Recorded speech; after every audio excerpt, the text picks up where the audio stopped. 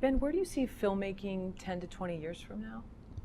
Uh, that's a good one.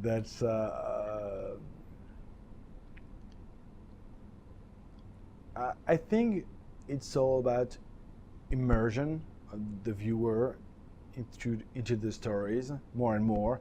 That's why we're seeing Gravity and films like that, and that's why people tried the 3D, but 3D was a fad. So I mean, it's 3D is not going to exist anymore.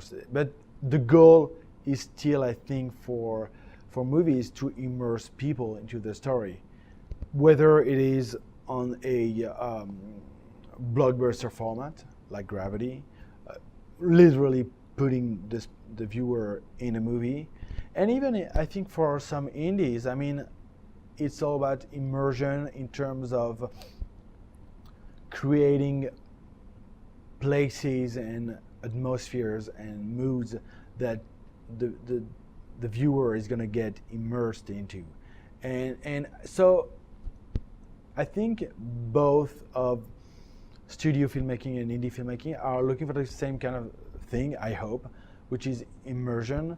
And that's why there are so many great ways of getting there, which I think are not even created yet. I mean, all the stuff that James Cameron is preparing for his next Avatar's movies in LA. I mean, it's like you can either love it or hate it. I understand that some people don't believe in that or hate this kind of filmmaking, but you have to recognize that this guy, for example, is a total pioneer and is making things progress and for the sake of a story each time. And so I think that immersion has always been, since the dawn of movie making, the motto for movie makers, and I think that immersion will still be the goal. And how can we go to more immersion? Would that be this new screening systems that the Fox is trying right now, which is 3 screens at the same time. It's a brand new screening system which is going to arrive, I think, soon in some theaters in the U.S., which is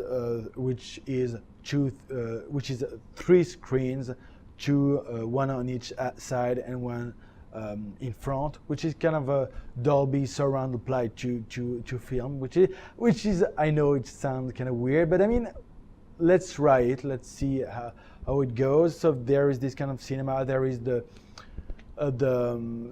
all digital capture cinema where you have this camera which you are pointing everywhere into a digital world. So basically, the cameraman is pointing into the world, and you're seeing where you are shooting. And you have so many great forms which are developing. So I think the future is going to be bright. Great new forms, some fads like the 3D, which are going to be talked about for a year and then nobody's going to talk about it anymore. But some of these techniques are going to stay, and I think that's great, because even us right now as indie filmmakers, we can find great ways to get the audience even more into the story. And the movie business 10 to 20 years from now?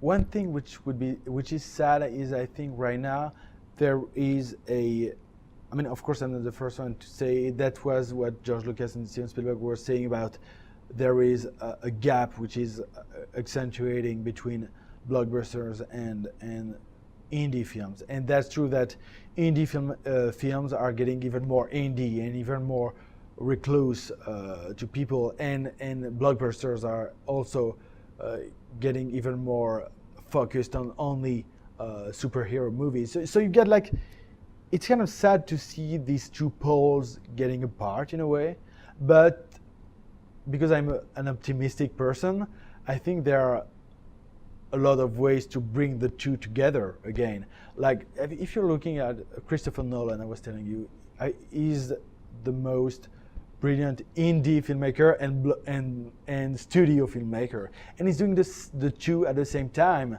I mean, movies like Inception or The Dark Knight were done in a very indie way. I mean, with his DP Willie Pfister, they come from this world and they know how to.